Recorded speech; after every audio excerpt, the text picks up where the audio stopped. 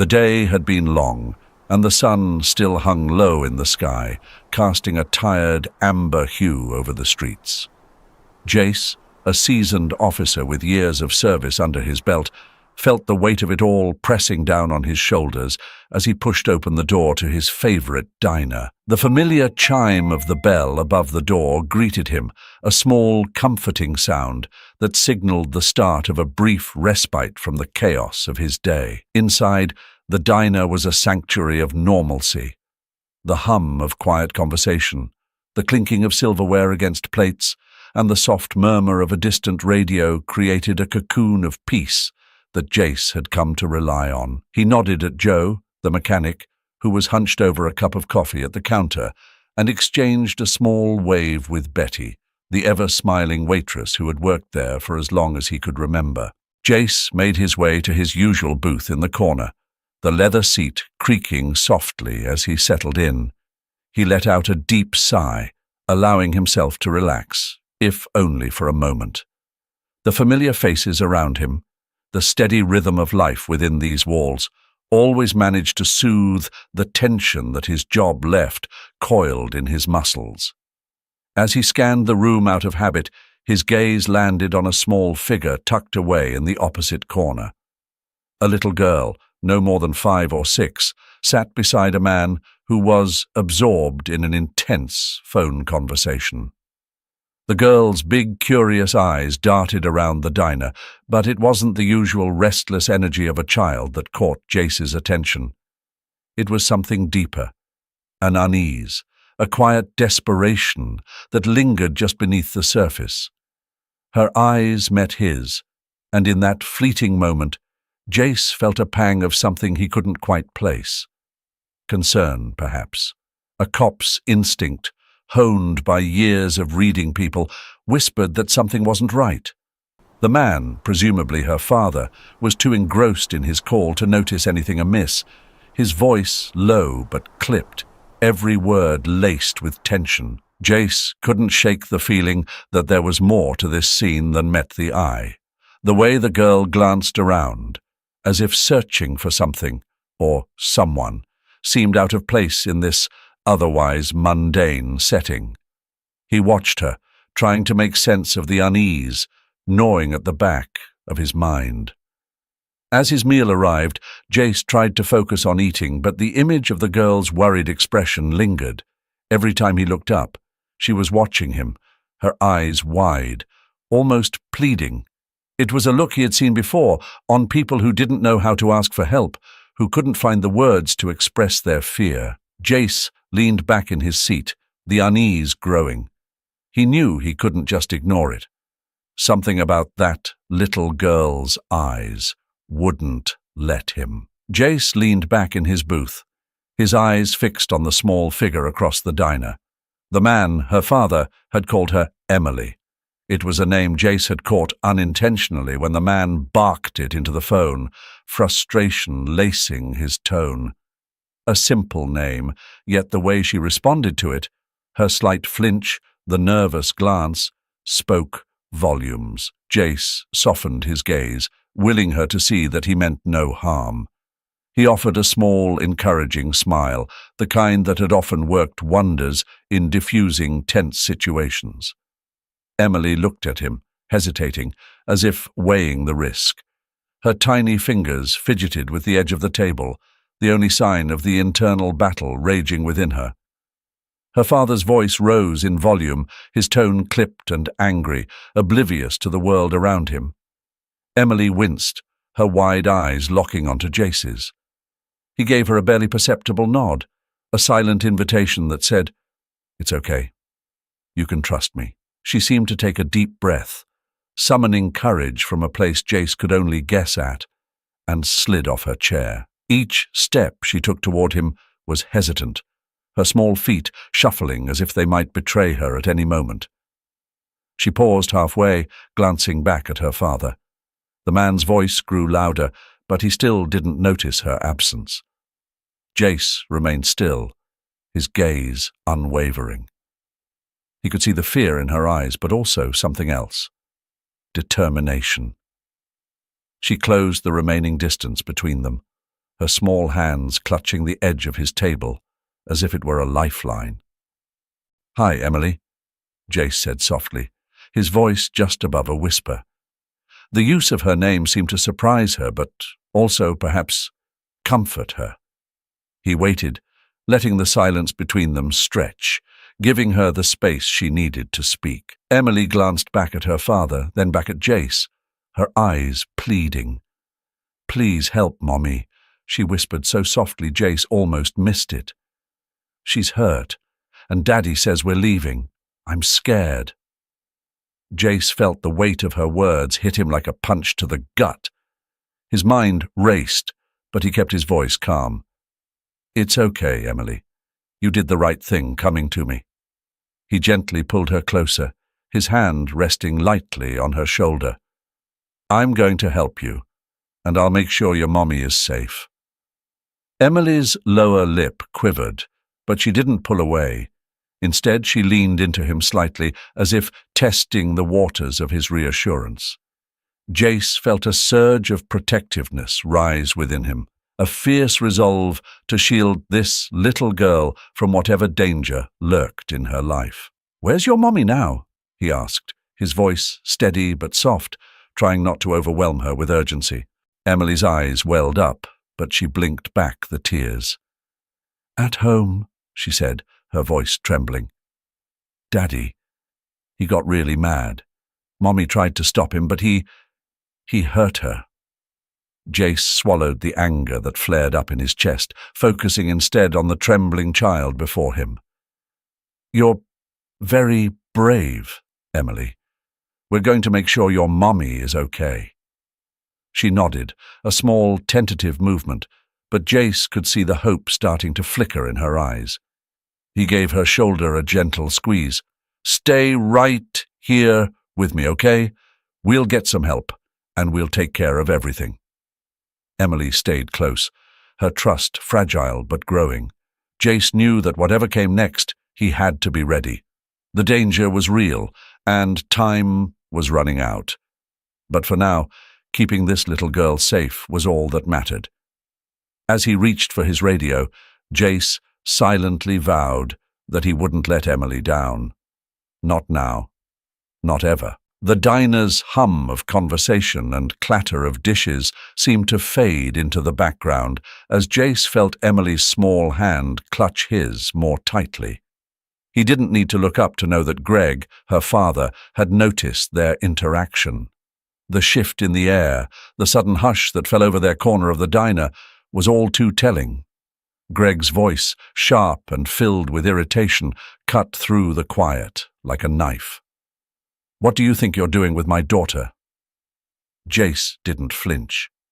He had dealt with men like Greg before, men who used intimidation as their first weapon.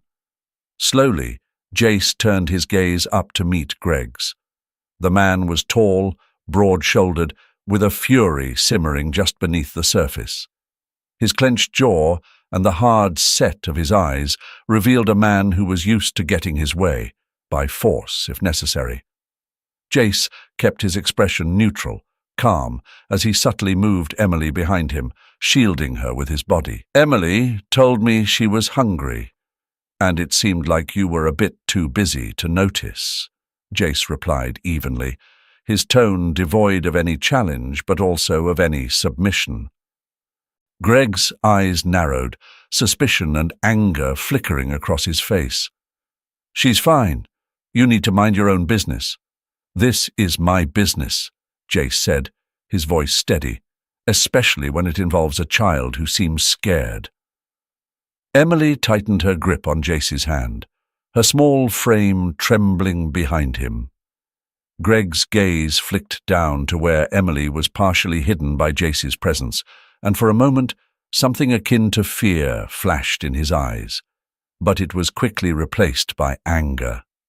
Greg stepped closer, his voice dropping to a low growl. "You don't know what you're getting into, officer. I'm telling you, let her go." Jace didn't move, his eyes locked on Greg's.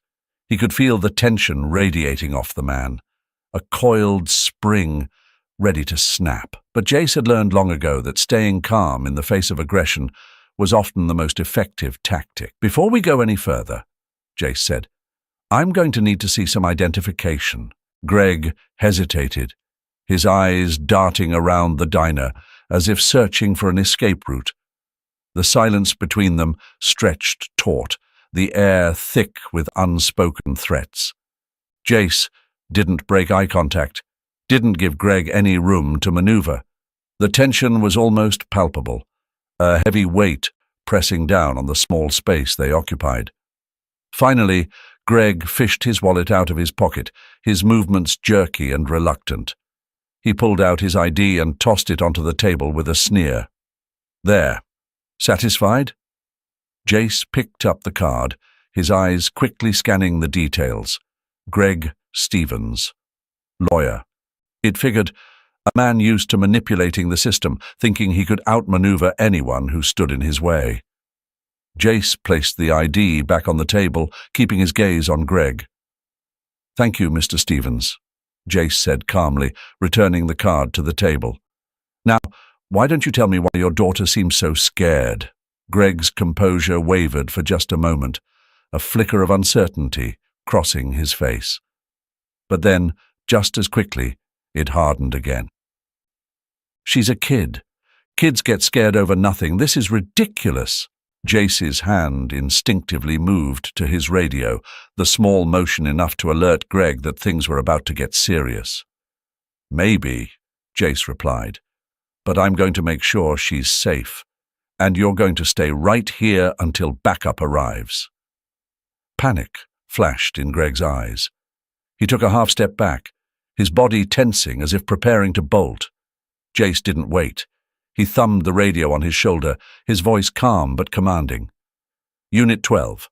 I need immediate assistance at Maple and 4th. Possible suspect, fleeing the scene." Before Greg could make a move, the door to the diner swung open, and 2 uniformed officers stepped inside, their presence filling the small space with a new kind of tension. Greg's eyes darted from Jace to the officers, calculating his chances. "Greg Stevens," Jace said, his voice firm. "You're not going anywhere." Greg's face twisted in anger, but he knew he was cornered. The officers moved in quickly, one on either side of him, their hands ready at their belts. "Don't make this harder than it has to be," Jace warned, his eyes never leaving Greg's. Greg hesitated for just a moment longer before his shoulders slumped in defeat. The officers moved in, cuffing him swiftly and efficiently. As they led him out of the diner, Greg shot one last venomous look at Jace. "You'll regret this," Greg spat, his voice filled with venom. Jace didn't react, his focus shifting back to Emily, who was watching the scene with wide, tear-filled eyes. He knelt beside her, his voice softening. "It's okay now, Emily. You're safe." But as he looked into her frightened eyes, Jace knew that this was only the beginning. Jace led Emily out of the diner, his hand a steadying presence on her small shoulder. The midday sun was beginning to dip, casting long shadows across the quiet streets.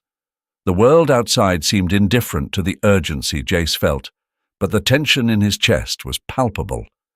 Every instinct told him they needed to move quickly. "Emily," Jace said, his voice calm but firm, "do you remember the way to your house?" The little girl nodded, her eyes wide and frightened. "It's not far," she whispered, her voice trembling. Jace gave her a reassuring nod. "We're going to get there fast, okay? Just stay close to me." They moved briskly, Jace keeping an eye on their surroundings while Emily led the way. The streets were mostly empty, a stark contrast to the chaos brewing beneath the surface. As they turned a corner, Emily pointed to a modest 2-story house a few doors down. It looked unassuming, just another house in a quiet neighborhood, but Jace knew better than to trust appearances. They reached the front door, which was ajar, swinging slightly in the breeze. Jace's pulse quickened and he carefully pushed the door open, the creak of the hinges cutting through the silence like a warning. "Stay behind me," Jace whispered to Emily, his tone leaving no room for argument. The living room was dimly lit, the curtains drawn, casting long, eerie shadows across the furniture. The air was thick with the scent of something metallic, something that made Jace's stomach tighten. "Mommy!" Emily's voice was a frightened whisper, and Jace could feel her small hand clutching the back of his shirt. Jace moved cautiously, his training kicking in as he scanned the room. Then he saw her, Sarah, Emily's mother, lying motionless in the middle of the room, her skin pale against the dark wooden floor. A pool of blood had formed around her, its deep crimson hue a stark contrast to the muted tones of the room. Jace's breath caught in his throat, but he forced himself to stay composed. He crossed the room in a few quick strides, dropping to his knees beside Sarah. Her breathing was shallow, barely there, and her pulse weak beneath his fingertips. She was alive, but only just Sarah? Jace called softly, his voice low and urgent.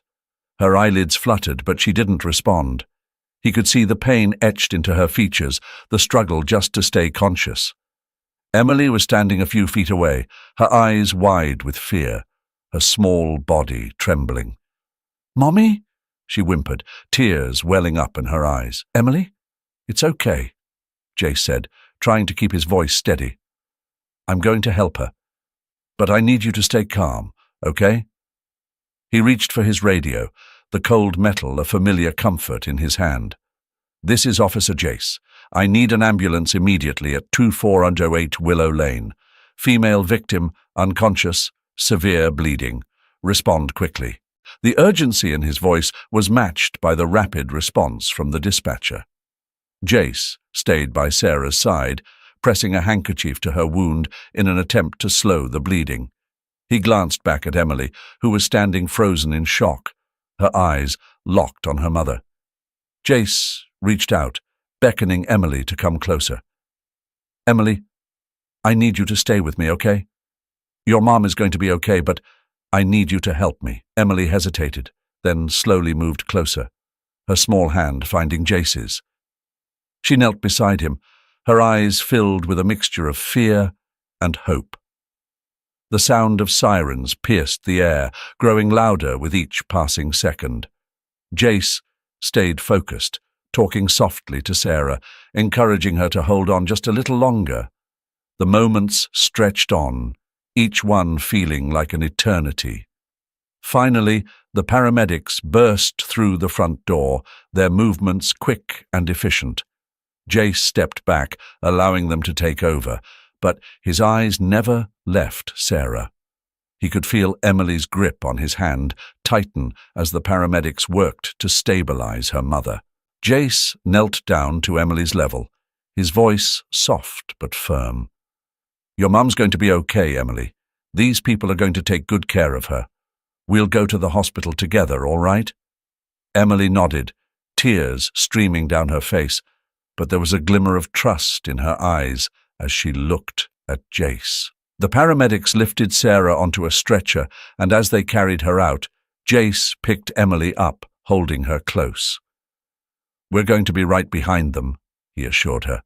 "We'll stay with your mum, I promise." As they followed the stretcher to the waiting ambulance, Jace knew this was far from over. But for now, the most important thing was keeping Emily safe and ensuring that Sarah got the help she desperately needed. He wouldn't let them down. The sterile white walls of the hospital room felt suffocating, even to Jace, who was no stranger to such places. The antiseptic smell hung in the air, mingling with the quiet hum of machines monitoring Sarah's vital signs.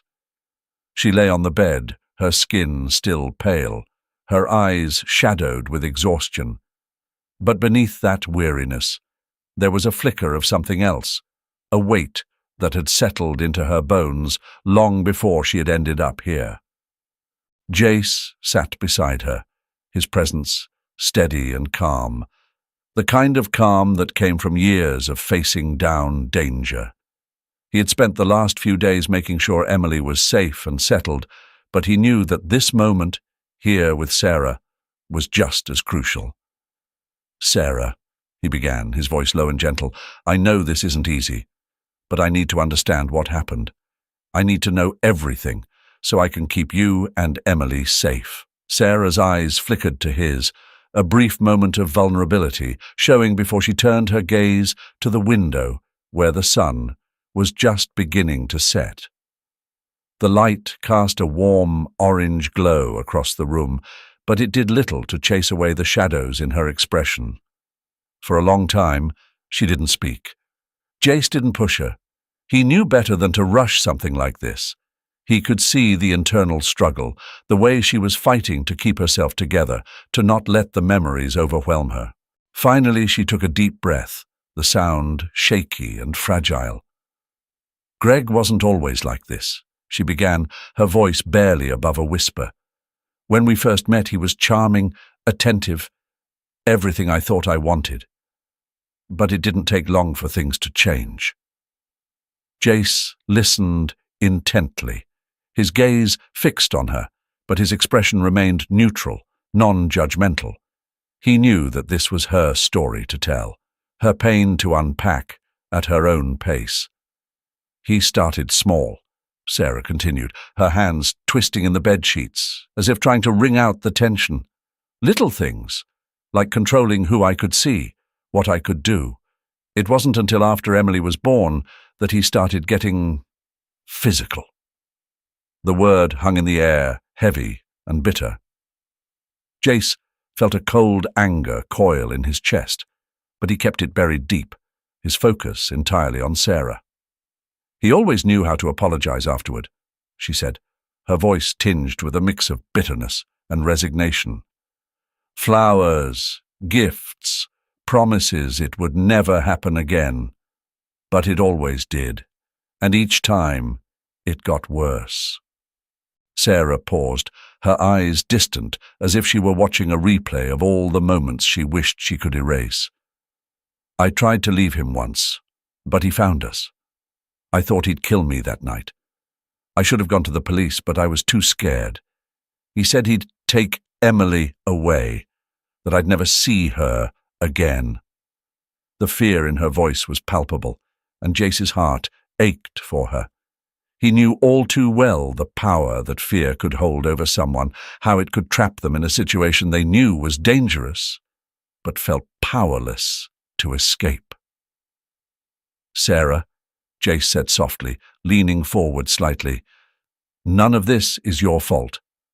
What Greg did, what he's done to you and Emily, he'll have to answer for that. But you don't have to be afraid anymore. I won't let him hurt you again." Sarah finally looked at him, her eyes brimming with unshed tears. "I just want Emily to be safe. I'll do whatever it takes to make sure she doesn't have to live in fear like I did."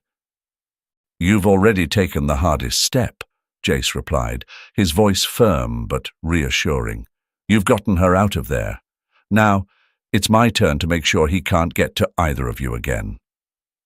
Sarah nodded, a small tentative movement, as if she were still trying to believe that this nightmare could finally be over. "Thank you," she whispered, the words carrying the weight of all the fear and gratitude she couldn't fully express. Jace reached out, placing a hand gently on hers. "You're not alone in this, Sarah. We'll get through it, one step at a time." The air in the hospital room was thick with the weight of the decision Sarah had just voiced. Jace stood by the window, his gaze fixed on the world outside, but his mind firmly anchored in the room. Sarah sat on the edge of the bed, her hands clasped tightly in her lap, knuckles white with the pressure. Her decision had been made, but the path ahead was fraught with uncertainty, and they both knew it. "I'm going to do it," Sarah repeated, her voice steady but quiet. "I'm going to file charges against Greg." Jace turned to face her, nodding slowly, the weight of her words sinking in. "It's the right move, Sarah, but it's not going to be easy. He's going to fight back." Sarah's eyes met his, a flicker of determination in them that Jace hadn't seen before. "I know, but I'm done being afraid. Emily deserves better. I deserve better." Jace crossed the room and sat down in the chair beside her bed, leaning forward slightly. "We'll need to be thorough. Every detail, every piece of evidence, it all needs to be airtight. Greg's not just going to roll over and accept this. He's going to use every trick he knows to try and make this go away." Sarah nodded, absorbing his words, the gravity of what she was about to embark on settling over her like a heavy cloak. "Where do we start?" "First, we'll gather everything we can. Texts, emails, any records of his threats or violence. We'll document every bruise, every injury, and get statements from anyone who's witnessed his behavior. It's going to be a lot, but we'll take it one step at a time." Jace's voice was calm, methodical, the voice of someone who had navigated these waters before. But there was something more in his tone, something that told Sarah this wasn't just another case for him. He was in this with her, not just as a protector, but as a partner in this fight. "What about Emily?" Sarah asked, her voice faltering slightly. The thought of her daughter being dragged into a courtroom, of having to relive the trauma, was almost too much to bear. "We'll do everything we can to protect her," Jace assured her. "Her testimony might be necessary, but only if absolutely needed. Our priority is keeping her safe, both physically and emotionally." Sarah nodded again, her eyes focused on a point just beyond Jace, as if she were seeing the future unfold before her. "I never thought I'd be here," she admitted, her voice tinged with a mix of regret and resolve. "I never thought I'd have to fight like this, just to keep my daughter safe." Jace leaned back in his chair, his gaze softening as he looked at her. "No one should have to, but you're doing the right thing. You're standing up for yourself and for Emily. That takes a lot of strength." For a moment the room was silent, the weight of their conversation pressing down on them both. But then Sarah straightened, a new resolve hardening her features. "Let's do it, Jace. Let's bring him to justice." A small, almost imperceptible smile tugged at the corner of Jace's mouth. "He will," he said firmly. "We'll take it one step at a time, and we'll get through this." Over the next few days, they worked together, their bond strengthening with each shared task. Jace was meticulous, guiding Sarah through the legal maze, helping her piece together the shattered fragments of her life into a coherent, undeniable narrative of abuse and control. He was patient, never pushing her too hard, but always encouraging her to keep going, to stay strong. Late nights were spent going over documents, reviewing the evidence and preparing for the inevitable confrontation with Greg's legal team. Jace was a constant presence, a steady hand on the tiller as they navigated the rough seas ahead. And as they worked side by side, something unspoken began to build between them, a mutual respect, a shared determination that went beyond the legal battle. It was a connection forged in the fire of their shared struggle, a bond that grew stronger with each passing day. By the time the preparations were complete, Sarah was no longer the frightened woman Jace had first met. She was still scarred, still healing, but she was also stronger, more resolute. And with Jace by her side, she knew she could face whatever came next. "We're ready," Jace said one evening, as they finished reviewing the last of the documents. "Greg doesn't stand a chance." Sarah looked at him, gratitude and something deeper shining in her eyes. "Thank you, Jace. I couldn't have done this without you." "You're stronger than you think, Sarah," Jace replied, his voice warm but firm. "But I'm glad I could help, and I'm not going anywhere. We're in this together." As they prepared to face the battle ahead, they both knew that the road would be long and difficult. But they also knew that together They were strong enough to see it through to the end. The courtroom was a stark, almost sterile place, where every whisper seemed amplified by the tension that hung in the air. Sarah sat at the plaintiff's table, her back straight, hands folded tightly in her lap. Beside her, Jace was a calm and steady presence, his gaze fixed on the proceedings, ready to step in whenever needed. Across the room, Greg sat with his lawyer, his expression a mixture of defiance and calculated indifference. He had dressed sharply for the occasion, trying to project an image of control, of a man wronged by a vindictive ex-wife. But the facade didn't fool Jace. He could see the nervous energy beneath the surface, the way Greg's fingers drummed lightly on the table, the slight twitch in his jaw. The judge called the court to order, and the proceedings began with the methodical presentation of evidence. Sarah's attorney laid out the case with precision, painting a clear picture of the years of abuse, the escalating violence, the threats that had loomed over her and Emily like a dark cloud. Greg's lawyer, a man seasoned in the art of deflection and doubt, wasted no time in attacking Sarah's credibility.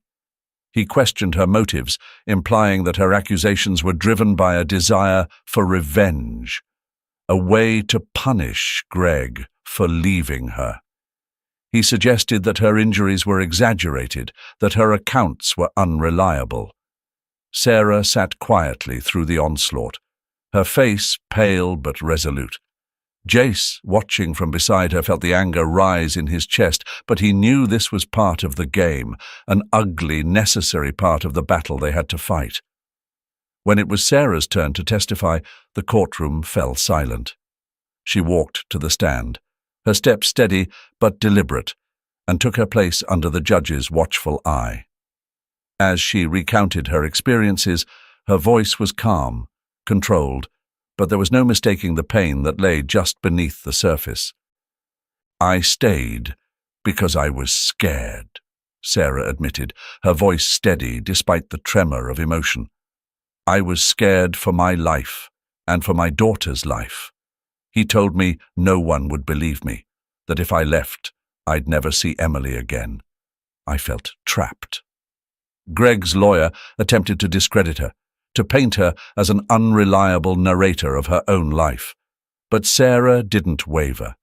She met every question with quiet strength, refusing to let Greg's tactics shake her resolve. Jace testified as well, offering his observations, his experience as an officer, and the evidence he had gathered. He spoke, he saw Emily, the fear in her eyes at the diner, the way she clung to him as if he were her last lifeline. He described Sarah's injuries, the medical records that corroborated her story, and the pattern of control and violence that was all too familiar to him from his years on the force. The defense tried to poke holes in his testimony, but Jace was unwavering.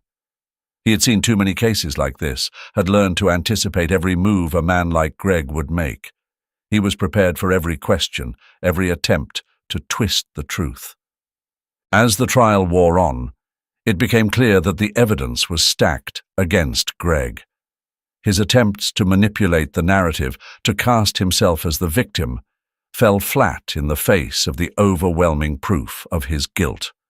The photographs, the medical records, the testimonies, they all painted a damning picture that even the most skilled defense attorney couldn't fully dismantle. Finally, the moment came when the judge, after hours of deliberation, delivered the verdict. The courtroom held its breath as the words echoed through the room. Guilty of domestic abuse. Greg's face blanched, the mask of indifference slipping as the reality of his situation sank in. For a moment, he looked lost, as if the walls were closing in on him. But it was too late. The justice system had caught up with him, and there was no escaping it now. Sarah exhaled, a breath she didn't realize she'd been holding, and a tear slipped down her cheek, not of sadness, but of relief. Jace placed a hand on her shoulder, a silent gesture of support, of solidarity. They had fought this battle together, and they had won. As the courtroom began to empty, Jace turned to Sarah, his voice soft but firm. "It's over, Sarah. He can't hurt you or Emily anymore." Sarah nodded, the weight of years of fear and pain slowly beginning to lift. "Thank you, Jace, for everything." He gave her a small, reassuring smile. "You're safe now, both of you." And as they walked out of the courtroom together, the first rays of hope began to pierce through the darkness that had shrouded Sarah's life for so long. The days after the trial passed in a slow, steady rhythm, a welcome change from the chaos that had once defined Sarah's life. The sharp edges of fear had dulled, replaced by a cautious hope that grew with each passing day. For the first time in what felt like years, Sarah could breathe, without the weight of dread pressing down on her chest. Emily had begun to smile again, a small but significant victory in the wake of everything they had endured. The little girl spent her afternoons playing in the park near their new home, her laughter echoing through the trees as she swung higher and higher, each arc of the swing taking her further from the memories she was slowly leaving behind. Jace was a constant presence, his role in their lives evolving from protector to something more intimate, more connected. He visited often, always finding some small excuse, a book he thought Emily might like, or a dish he wanted Sarah to try. But beneath these simple gestures was a deeper truth. He cared about them deeply, and the bond they had forged during those dark days was not something he could easily walk away from. One late afternoon, Jace arrived with groceries, offering to make dinner. Sarah, who had been sorting through old photographs, greeted him with a warm smile. "You're spoiling us," she said, a teasing lilt in her voice. Jace shrugged, setting the bags on the kitchen counter. "I like cooking," he replied simply, though they both knew there was more to it than that. He found comfort in these small acts of normalcy, in the quiet routine they were building together. As he prepared the meal, the house filled with the rich, savory aroma of simmering sauce and fresh herbs. Emily wandered into the kitchen, drawn by the smells, and Jace handed her a wooden spoon, encouraging her to stir the pot. "You're quite the chef," he remarked, watching as she carefully moved the spoon in slow circles. Emily grinned, her earlier shyness around Jace long since dissolved. "Mommy says you're the best cook she knows." Sarah, overhearing this, laughed softly. "I might have said that," she admitted, her tone light but her eyes reflecting a warmth that hadn't been there before. As they sat down to eat, the conversation flowed easily, punctuated by Emily's giggles and Jace's stories of his work. The atmosphere was relaxed, almost familial, and Sarah found herself leaning into it, allowing herself to enjoy the moment without reservation.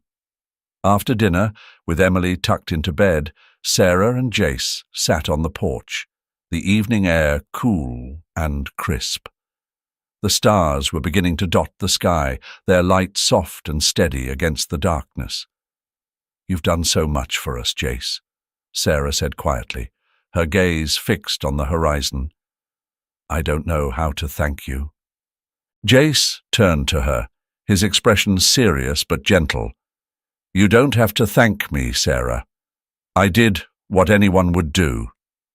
Sarah shook her head. "Not everyone would have stayed. Not everyone would have cared as much as you did." For a moment, Jace was silent, his thoughts turning over the events that had led them to this point. The days had a new rhythm now, a quiet cadence of normalcy that Sarah had once feared she might never find again. The sunlight streamed through the kitchen window, casting a warm glow over the breakfast table where Emily sat, her focus entirely on a picture she was drawing. The crayon moved with deliberate care, her brow furrowed in concentration, a sight that made Sarah's heart swell with a mixture of pride and relief. The house was peaceful, filled with the soft sounds of morning, the clinking of dishes, the rustling of paper, the occasional hum of the kettle boiling on the stove. It was a far cry from the tension and fear that had once dominated their lives. Now there was space for laughter, for small joys, for the simple pleasure of watching Emily grow in an environment free from the shadows of the past. Jace had become a fixture in this new life, his presence as steady and reliable as the dawn. He had taken on the role of a friend, a guardian, and something more, a piece of the family that Sarah and Emily were slowly rebuilding from the rubble of what had been.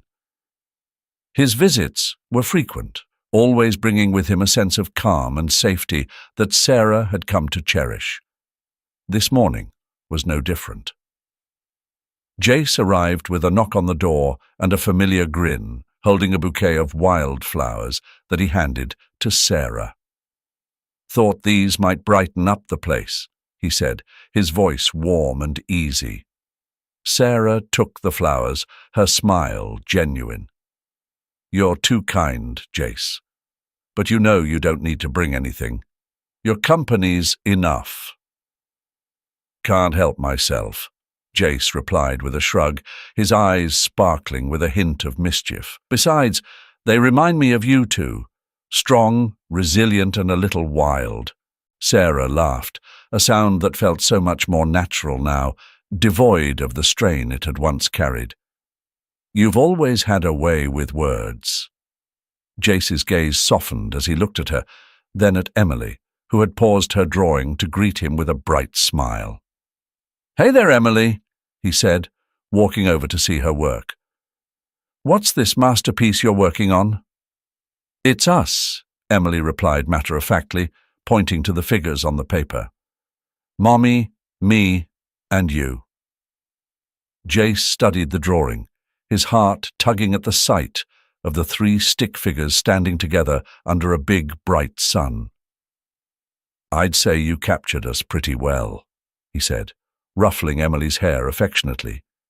As they settled into the morning, sharing stories over coffee and toast, there was a sense of contentment that filled the room, a quiet assurance that they had all found their place.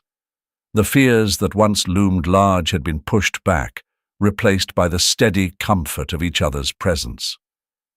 After breakfast, as they lingered in the kitchen, Jace turned to Emily, his tone shifting to something more serious, but still gentle. "Emily," he began, "I've been meaning to tell you something." Emily looked up at him, her eyes curious. "You've been really brave, you know that?" Jace continued, his voice steady. "What you did, standing up, telling the truth, even when it was scary, that took a lot of courage. I'm proud of you. Your mum is too." Emily's cheeks flushed with a mix of pride and shyness, and she nodded, a small smile tugging at the corners of her lips. "And because of that courage," Jace added, glancing at Sarah before returning his gaze to Emily, "you and your mum are safe now. Greg can't hurt you anymore." Sarah reached over and took Emily's hand, squeezing it gently. "He's right, sweetheart. We're safe, and we have a future to look forward to. Together." Jace watched the exchange, a quiet satisfaction settling in his chest. This was what he had fought for, what they had all fought for. A chance at peace, at a life free from fear. As the morning stretched on, the 3 of them eventually made their way outside, the world bright and full of possibility. They stood together in the sunlight, a small family forged in the fires of adversity, but now standing in the light of a new beginning. And that's the powerful story of how a single act of courage can change a life forever.